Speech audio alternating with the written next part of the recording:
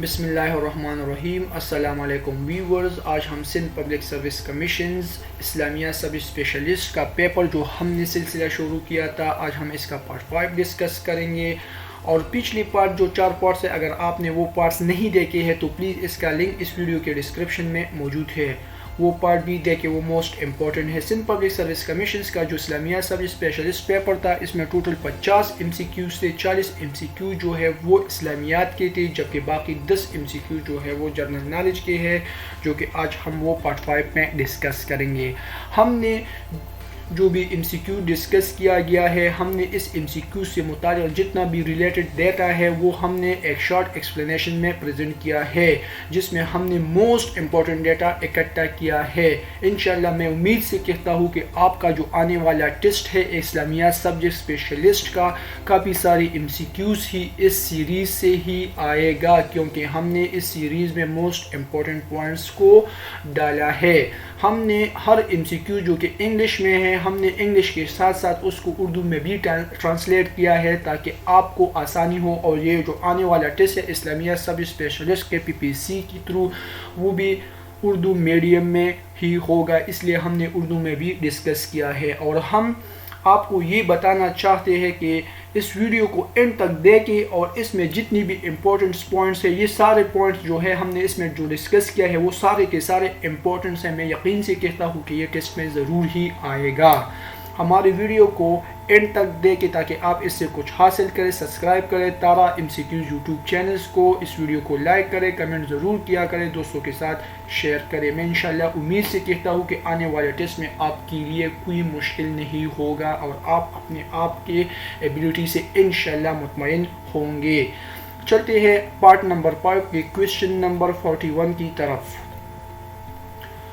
Iran and Saudi Arabia on 10th March 2023 reached on agreements to restore diplomatic ties after Daesh، یعنی ایران اور سعودی عرب نے 10 مارچ 2023 کو دیش کے بعد سفارتی تعلقات بحال کرنے کا معاہدہ کیا۔ تو اس کا کریکٹ آپشن ہے آپشن نمبر B، 7 ایئرز بعد۔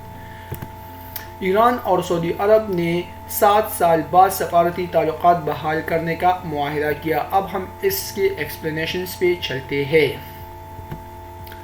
سعودی عرب نے 2016 میں ایران کے ساتھ سفارتی تعلقات کو منقطع کر لی تھی، جب تہران میں سعودی سفارتخانے پر ایرانی مظاہرین کی جانب سے حملہ کیا گیا تھا اور اسے جلا دیا گیا تھا۔ اور دوسری وجہ، سعودی عرب نے ممتاز شیخ عالم شیخ نمر بالباقر النمر کی سزائے موت سے ناراض ہو کر ایران کے ساتھ سفارتی تعلقات کو منقطع کر لی تھی۔ سعودی عرب اور ایران نے جمعے کو 14 مارچ 2023 کو بیجنگ یعنی چین کی میزبانی میں 4 دن تک جاری رہنے والے مذاکرات کے بعد برسوں سے منقطع سفارتی تعلقات دوبارہ بحال کرنے پر اتفاق کیا۔ یہ 4 دن تک جو تھا وہ کانفرنس تھا، وہ میٹنگز تھا۔ اس میٹنگز میں چین کی سربراہی میں ہو رہا تھا، اس میں یہ معاہدہ ہوا تھا۔ چلتے ہیں اس کے مزید ڈیٹیل کی طرف۔ ایران اور سعودی عرب نے تعلقات منقطع ہونے کے ساتھ یعنی 7 سال بعد سفارتی تعلقات بحال کرنے پر اتفاق کیا۔ تینوں ممالک یعنی روس یعنی چین، ایران اور سعودی عرب نے ایک مشترکہ بیان میں کہا کہ یہ معاہدہ جو ہے بیجنگ میں ہونے والی بات چیت کا نتیجہ تھا۔ اور کس نے کیا تھا؟ جو پیر کو چینی صدر شی جن پنگ کے اقدام کے حصے کے طور پر شروع ہوا تھا، یعنی اس کا جو صالح تھا اور اس میں جو مین کردار تھا وہ چینی صدر شی جن پنگ کے وجہ سے یہ معاہدہ ہوا تھا۔ اور اس کا مقصد جو تھا وہ یہ تھا کہ ایران اور سعودی عرب کے درمیان اچھے ہمسایہ تعلقات ہو۔ اس معاہدے پر ایران کے اعلیٰ سیکیورٹی اہلکار شمخانی اور سعودی قومی سلامتی کے مشیر موسیٰ بن محمد العیبان نے دستخط کی۔ یہ موسٹ امپورٹنٹ ہے، اس کو نوٹ کر لیں کہ کس نے اس پہ سائن کیا تھا۔ تو وہ the agreement which was signed by the top Iranian security officials Ali Shamkhani and Saudi National Security Advisor موسیٰ بن محمد العیبان، ان دونوں نے اس پہ دستخط کیا تھا۔ انہوں نے ایک مشترکہ بیان میں یہ بھی کہا کہ دونوں ممالک تہران اور ریاض میں اپنے اپنے سفارتخانے 2 ماہ کے اندر دوبارہ کھول دیا جائے۔ امید ہے کہ آپ کے سمجھ میں آئے ہوں گے، اس میں اہم پوائنٹ کو نوٹ کر لیں۔ چلتے ہیں نیکسٹ کوسچن کی طرف۔ Moldova is a landlocked country bordered by Romania and Ukraine. It is located in the dish. یعنی مالڈووا ایک خشکی سے گرا ہوا ملک ہے جس کی سرحدیں رومینیا اور یوکرین سے ملتی ہے، یہ دیش میں واقع ہے۔ تو اس کا کریکٹ آپشن ہے آپشن نمبر سی، ایسٹرن یورپ میں یہ واقع ہے۔ اب ہم اس کے مزید ایکسپلینیشنز پہ چلتے ہیں۔ جمہوریہ مالڈووا مشرقی یورپ میں بلقان کے شہر مشرقی کونے پر واقع ایک لینڈ لاک ملک ہے۔ یہ ملک کل 33,483 مربع کلومیٹر کے رقبے پر پھیلا ہوا ہے اور جنوری 2023 تک اس کی آبادی تقریباً 2.5 ملین یعنی 25 لاکھ تھے۔ مالڈووا کی سرحد مغرب میں رومینیا اور شمال مشرق اور جنوب میں یوکرین سے ملتی ہے۔ اس کا دارالحکومت چسیناؤ ہے اور کرنسی کا نام جو ہے وہ مالڈوون لیو ہے۔ مالڈوون لیو ہے، یہ دونوں پوائنٹس کو نوٹ کر لیں، اس کی دارالحکومت کا نام اور اس کی کرنسی کا نام۔ کرنسی کا نام لیو ہے جبکہ دارالحکومت کا نام جو ہے چسیناؤ ہے۔ مالڈووا یوکرین کے بعد پیکس جی ڈی پی کے لحاظ سے یورپ کا دوسرا غریب ترین ملک ہے، یعنی پہلی نمبر پہ جو غریب ترین ملک ہے یورپ کا وہ یوکرین ہے اور دوسرے نمبر پر مالڈووا ہے۔ اور یہ بھی امپورٹنٹ پوائنٹ ہے کہ مالڈووا نے کب اور کس سے آزادی حاصل کیا ہے، تو مالڈووا نے 27 اگست 1991 کو یو ایس ایس آر سے اپنی آزادی حاصل کیا ہے۔ یہ امپورٹنٹ پوائنٹس، اس پوائنٹس کو نوٹ کر لیں۔ چلتے ہیں نیکسٹ کوسچن کی طرف۔ Which is the coldest city in the world? دنیا کا سرترین شہر کون سا ہے؟ تو اس کا کریکٹ آپشنز ہے آپشن نمبر بی، یاکوتسک۔ یہ اب ہم اس کے ایکسپلینیشنز پہ چلتے ہیں۔ دنیا کا سرترین شہر سائبیریا روس میں واقع یاکوتسک ہے۔ اس میں جو ریکارڈ درجہ حرارت، کم درجہ حرارت جو ریکارڈ کیا گیا ہے وہ -64 ڈگری سینٹی گریڈ یا -83.9 فارنہائٹ ہے۔ نتیجے کے طور پر یاکوتسک دنیا کا سب سے ٹھنڈا بڑا شہر ہے۔ یاکوتسک جو ہے یہ ساحا کا دارالحکومت ہے اور ساحا جو ہے ایک اسٹیٹس ہے یا ایک ریجنس ہے جو کہ روس میں واقع ہے، اور یہ آرکٹک سرکل سے یاکوتسک جو ہے یہ آرکٹک سرکل سے جنوب میں 450 کلومیٹر کے فاصلے پر واقع ہے۔ چلتے ہیں نیکسٹ کوسچن کی طرف۔ The Constitution of 1962 gave more power to، یعنی 1962 کی آئین کس کو زیادہ پاور دیتی ہے؟ تو اس کا کریکٹ آپشن ہے option number a, the president کو زیادہ پاور دیتی ہے کیونکہ یہ ایک پریزیڈینشل ٹائپ کنسٹیٹیوشن تھا۔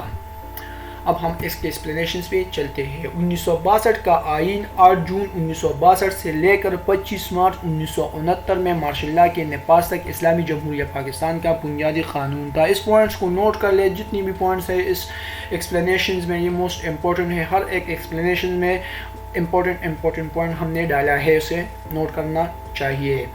اسے صدر یحییٰ خان نے 25 مارچ 1969 کو منسوخ کر دیا تھا۔ 1962 کے آئین میں یہ بھی امپورٹنٹ پوائنٹ ہے کہ کس آئین میں اسلام آباد کو ملک کا دارالحکومت قرار دیا تھا، تو وہ 1962 کے آئین میں ملک کا دارالحکومت قرار دیا گیا تھا۔ صدر کے لیے جو شرائط تھی اس کنسٹیٹیوشن میں وہ یہ تھی کہ صدر جس کی عمر 35 سال سے کم نہ ہو اور وہ قومی اسمبلی کے رکن کے طور پر انتخاب کے لیے اہل ہو، اور یہ جو صدر ہے وہ الیکٹورل کالج کے ذریعے بلا واسطہ طور پر اس کا انتخاب کیا جاتا تھا۔ یہ امپورٹنٹ پوائنٹس ہے، اس کو نوٹ کرنا چاہیے کہ یہ الیکٹورل کالج سے ہی صدر کا بلا واسطہ طور پر انتخاب کیا جاتا تھا۔ یہ قومی اسمبلی کے رکن کے طور پر انتخاب کے لیے اہل ہونا تھا اور اس کی عمر 35 سال سے کم نہ ہو، وہ صدر کی الیکشن لڑ سکتے تھے۔ چلتے ہیں نیکسٹ کوسچن کی طرف۔ اس کی مزید ایکسپلینیشن کی طرف ہم اس پہ نظر ڈالتے ہیں۔ پاکستان 1947 میں ایک آزاد ریاست بنا۔ پہلی دستاویز جس نے پاکستان کے لیے آئین کے طور پر کام کیا وہ گورنمنٹ آف انڈیا ایکٹ 1935 تھا۔ پہلی پاکستانی دستور ساز اسمبلی کا انتخاب 1947 میں ہوا اور 9 سال کے بعد پہلی دیسی یعنی ملکی آئین منظور کیا گیا. مختصر مدت کے لیے یہ آئین منظور ہوا تھا چونکہ 1956 کا آئین تھا. پھر اکتوبر 1958 میں صدر سکندر مرزا نے آئین کو منسوخ کر دیا تھا. تھوڑی دیر کے لیے یہ آئین تھا. تھوڑی دیر بعد جنرل ایوب خان نے سکندر کو معزول کر کے خود کو صدر قرار دے دیا. آئین نے 1956 کے آئین کے تحت حکومت کے پارلیمانی شکل کے برخلاف صدارتی طرز حکومت کا انتظام کیا ہے. صدر جس کی عمر 35 سال سے کم نہ ہو اور وہ قومی اسمبلی کے رکن کے طور پر انتخاب کے لیے اہل ہو. دپات کے مطابق الیکٹورل کالج کے ذریعے بلا واسطہ طور پر کیا جانا تھا. الیکٹورل کالج کا کم از کم جو 80,000 بنیادی ڈیموکریٹکس نے تشکیل دیا تھا، یعنی بیسک ڈیموکریٹک جو ہے وہ 80,000 تھے جو کہ اس الیکٹورل کالج میں حصہ لیتے تھے اور اس کا انتخاب کیا کرتا تھا. کس چیز کا؟ صدر کا. جو دونوں صوبوں کے درمیان یکساں طور پر تقسیم دونوں صوبوں کا مطلب ہے یعنی ایسٹ اور ویسٹ پاکستان میں. اسے صدر ایوب خان نے 1 مارچ 1962 کو نافذ کیا اور بلاہر آل جون 1962 کو نافذ العمل ہوا. یعنی 1 مارچ 1962 کو یہ آئین نافذ کیا اور یعنی اس پہ دستخط کیا اور بلاہر جو ہے 8 جون 1962 کو ملک میں نافذ العمل ہوا. آئین میں 250 آرٹیکلز تھے جنہیں 12 حصوں اور 3 شیڈولز میں تقسیم کیا گیا تھا. 44 ماہ بعد اس آئین کے نفاذ کے ساتھ ہی مارشل لا کا خاتمہ ہوا. یہ امپورٹنٹ پوائنٹس ہیں، اس میں نوٹ کر لینا چاہیے، آنے والے ٹیسٹ کے لیے کافی اہم ہے. چلتے ہیں نیکسٹ کوسچن کی طرف. The 100 Years War was a series of armed conflict between the kingdom of یعنی 100 سالہ جنگ کس سلطنتوں کے درمیان ہوا تھا؟ تو اس کا آپشن ہے آپشن نمبر بی، انگلینڈ اور فرانس کے درمیان ہوا تھا. اب ہم اس کے ایکسپلینیشنز پہ چلتے ہیں. 100 سال کی جنگ انگریز اور فرانسیسیوں کے درمیان ایک طویل سلسلہ تھا جو کبھی ایک جیتا تھا تو کبھی دوسرا جیتا تھا. یہ جنگ بلاہر فرانسیسیوں نے 1453 میں کیسٹلین کی جنگ میں جیت لی. اس کی بڑی وجہ فرانسیسیوں کی طرف سے انگریزوں کے خلاف بندوقوں کا استعمال تھا. 100 سال کی جنگ انگلستان اور فرانس کے درمیان فرانسیسی تخت کی نشینے کے لیے ایک طویل جدوجہد تھی. یعنی فرانس کے تخت پر بیٹھنے کے لیے یہ جنگ ان دونوں کے درمیان ہوئی تھی. اس پوائنٹ کو نوٹ کر لے. کس وجہ سے ہوئی تھی؟ تخت نشینی کے لیے، فرانس کے تخت پہ تخت نشینی کے لیے. یہ جنگ 1337 سے لے کر 1453 تک جاری رہا، اس لیے اسے زیادہ درست طریقے سے 116 سال جنگ کہا جا سکتا ہے. یعنی یہ اپنے نام سے 16 سال طویل جنگ تھا. چلتے ہیں نیکسٹ کوسچن کی طرف. What is the name of the ocean that lie between Europe and United States? Europe اور امریکہ کے درمیان واقع سمندر کا کیا نام ہے؟ تو اس کا کریکٹ آپشن ہے آپشن نمبر اے، اٹلانٹک اوشین. اٹلانٹک اوشینز کو اردو میں بحر اوقیانوس کہتے ہیں. بحر اوقیانوس دنیا کا دوسرا بڑا سمندر ہے. یہ شمالی امریکہ اور یورپ کے درمیان واقع ہے. اب ہم اس کے مزید ایکسپلینیشنز پہ چلتے ہیں. بحر اوقیانوس دنیا کے 5 سمندروں میں سے دوسرا سب سے بڑا سمندر ہے. یہ زمین کی سطح کا تقریباً 17% اور اس کے پانی کی سطح کی تقریباً 24% حصے پر محیط ہے. اس پوائنٹ کو نوٹ کر لے کہ جو پانی کا سطح ہے وہ 17% کور کرتی ہے، جو کہ زمینی سطح ہے وہ 24% کور کرتی ہے. یہ افریقہ، یورپ اور ایشیا کی پرانی دنیا کو امریکہ کی نئی دنیا سے الگ کرنے کے لیے جانا جاتا ہے. کرسٹوفر کولمبس پہلا انسان تھا جس نے اسے 1492 میں عبور کیا، جو سب سے زیادہ نتیجہ خیز ثابت ہوا اور اسی نے اس کی تھرو جو ہے امریکہ کو ڈسکور کیا تھا. یہ دنیا کا سب سے مصروف ترین سمندر ہے. یہ بھی پچھلے کوسچن میں یعنی ٹیسٹ میں آیا تھا کہ دنیا کا سب سے مصروف ترین بزیسٹ ٹریڈ یا بزیسٹ اوشنز کون سا ہے؟ تو وہ کون سا ہے؟ وہ اٹلانٹک اوشنز ہے. اس پوائنٹ کو نوٹ کر لیں. دنیا کا مشہور جزیرہ گرین لینڈ، آئرلینڈ یا ان ایکسیسیبل آئس لینڈ یا ٹینریفی اور مزید جو جزیرے ہیں وہ اسی میں واقع ہے. چلتے ہیں نیکسٹ کوسچن کی طرف. By volume of water the world largest fresh water lake is. پانی کے حجم کے لحاظ سے دنیا کا سب سے بڑی میٹھی پانی کی جھیل دیش ہے. تو اس کا کریکٹ آپشن ہے آپشن نمبر سی لیک بیکل. یعنی فریش واٹر اس واٹر کو کہتے ہیں جو پینے کے قابل ہو. وہ پانی جو پینے کے قابل ہو اس کو ہم فریش واٹر کہتے ہیں یا میٹھے ہو. بیکل جھیل حجم کے لحاظ سے دنیا کا سب سے بڑی میٹھے پانی کی جھیل ہے جس میں دنیا کے غیر منجمد سطح کی مٹی پانی کا تقریباً 20% موجود ہے. یعنی اس میں آئس کے شکل میں نہیں واٹر کے شکل میں دنیا کے کل پانی کا 20% پانی جو ہے وہ اس جھیل میں موجود ہے. یہ پوائنٹ بھی اہم ہے. یہ سائبیریا روس میں واقع ہے اور اس کا رقبہ 31,722 مربع کلومیٹر اسکوائر ہے. بیکل جھیل جو ہے دنیا کی سب سے پرانی 25 ملین سال پہلی اور میٹھے پانی کی سب سے گہری یعنی دنیا کی سب سے گہری جھیل بھی یہ لیک بیکل ہے جس کی گہرائی 1700 میٹرز ہے. یہ اہم پوائنٹس ہے. اس کو نوٹ کر لے. جنرل نالج کے پیپر میں آنے کے چانسز کافی زیادہ ہے. چلتے ہیں نیکسٹ کوشچن کی طرف. The headquarter of International Olympic Committee is located in. International Olympic committee کا صدر دفتر کہاں پہ واقع ہے؟ تو اس کا کریکٹ آپشن نمبر بی لوسان میں واقع ہے. یہ سوئٹزرلینڈ میں ہے. اب ہم اس کے ایکسپلینیشن پہ چلتے ہیں. ایتھنز یونان میں 6 اپریل سے 15 اپریل 1896 تک منعقد ہونے والے پہلی اولمپک گیمز منعقد ہوئی جو کہ یہ سمر اولمپک گیمز تھے. ایتھلیٹس اس میں 241 ایتھلیٹس 14 ٹیمیں اور اس میں ٹوٹل 43 ایونٹ منعقد ہوئے تھے.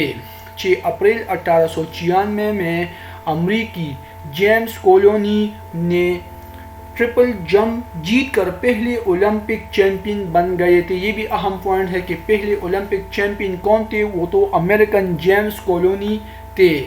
فٹ بال کو 1900 میں اولمپک گیم میں شامل کیا گیا، ہاکی کو 1908 میں اور جبکہ آئس ہاکی کو 1920 میں شامل کیا گیا ہے. پاکستان نے ہاکی میں اولمپک میں 3 گولڈ میڈل جیتے تھے. پاکستان نے پہلی بار جو اولمپک کھیلا تھا وہ 1958 میں لندن میں ہونے والے اولمپک گیمز کا حصہ رہا. چلتے ہیں اس کی مزید ایکسپلینیشنز کی طرف. اس کی بنیاد 23 جون 1894 کو پیری ڈی کوبرنٹن اور ڈیمیٹرس ویکلز نے رکھی تھی.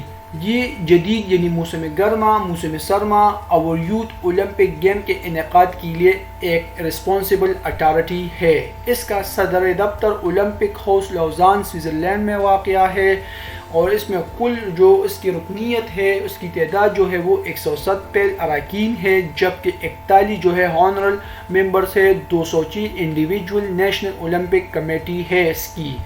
اس کی سرکاری زبان جو ہے وہ فرانسیسی اور انگریزی ہے. اس کے صدر کا نام جو ہے وہ تامس باخ اور اس کی جو ڈائریکٹر جنرل ہے وہ کرسٹوفر ڈیکیپر ہے. پہلے سرمائی کھیلوں کا انعقاد پہلے جو ونٹر اولمپک ہوا تھا وہ فرانس میں 1924 میں منعقد ہوا تھا. ابتدائی طور پر انٹرنیشنل ونٹر سپورٹس ویک اس کو کہلاتا تھا. اس یونٹ کا نام جو ہے وہ بدل کر 1926 میں لزبن میں IOC یعنی انٹرنیشنل اولمپک کمیٹی کی سیشن میں پہلی اولمپک ونٹر گیمز کا نام دیا گیا تھا. اولمپک کی تاریخ میں یعنی IOC کی سیشن میں اس کو فرسٹ اولمپک ونٹر گیمز کا نام دیا گیا تھا. اس پوائنٹس کو نوٹ کر لے. یہ آنے والے ٹیسٹ کے لیے انتہائی اہم ہے اور یہ انگلش میں یہ ہے فرسٹ اولمپک ونٹر گیمز کا نام دیا گیا تھا 1926 میں. اولمپک کی تاریخ میں سب سے زیادہ تمغے جیتنے والا ملک جو ہے وہ امریکہ ہے. انہوں نے کل تمغے جو ہے وہ 2980 جیتے ہیں جبکہ دوسرے نمبر پر برطانیہ 948 تمغے اپنے نام کر لی ہے. 2020 کے سمر اولمپک گیمز کا میزبان جو ہے وہ ٹوکیو جاپان تھا، جبکہ 2022 کے ونٹر اولمپک گیمز کا میزبان بیجنگ چین تھا۔ آنے والے 2024 میں جو سمر اولمپک گیمز ہوگا وہ پیرس فرانس میں ہی ہوگا، جبکہ 2026 کے ونٹر اولمپک گیمز جو ہے وہ میلان کورٹینا ڈی امپیزو اٹلی میں ہی ہوگا۔ یہ امپورٹنٹ پوائنٹس ہے، اس کو نوٹ کر لے کہ پچھلی اولمپکس کہاں پہ ہوئے تھے اور آنے والے ونٹر اور سمر اولمپک کہاں پہ ہوگے، وہ پوائنٹ جو ہے وہ ہم نے اس میں ڈالا ہے، اس کو نوٹ کر لے، اہم ہے۔ چلتے ہیں نیکسٹ کوسچن کی طرف۔ Which is the smallest country of the world? دنیا کا سب سے چھوٹا ملک کون سا ہے؟ تو اس کا کریکٹ آپشن ہے آپشن نمبر اے، ویٹیکن سٹی۔ اب ہم اس کے ایکسپلینیشنز پہ چلتے ہیں اور ہم نے اس میں موسٹ امپورٹنٹ پوائنٹ ڈالا ہے، اس کو نوٹ کر لے۔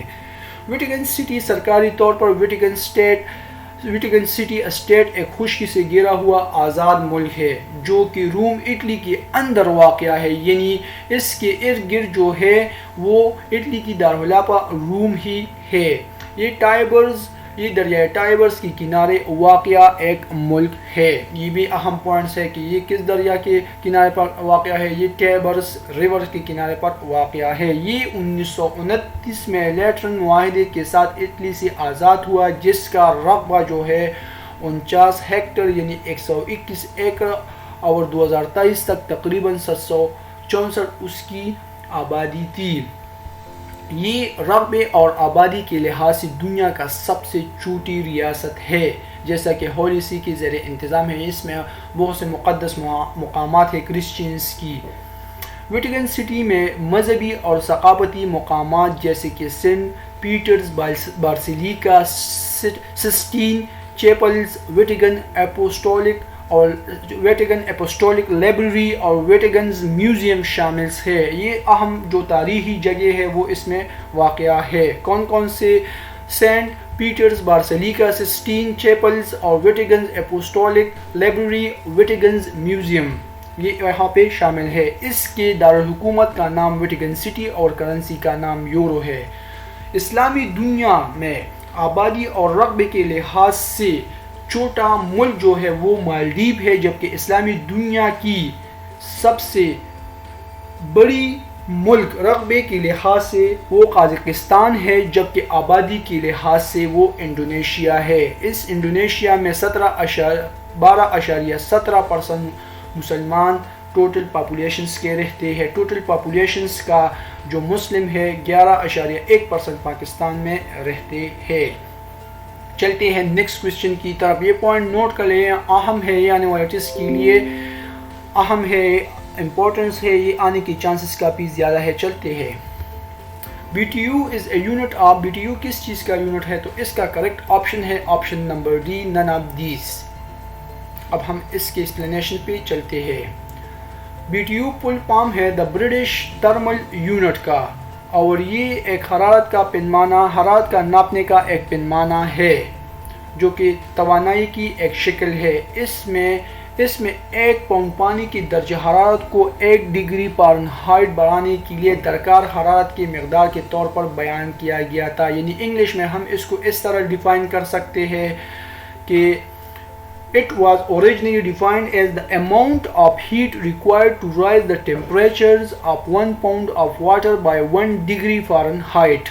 It is also the part of the United States customary units، یعنی امریکہ میں یہ بھی ایک یونٹس کے طور پر بھی استعمال کیا جاتا ہے۔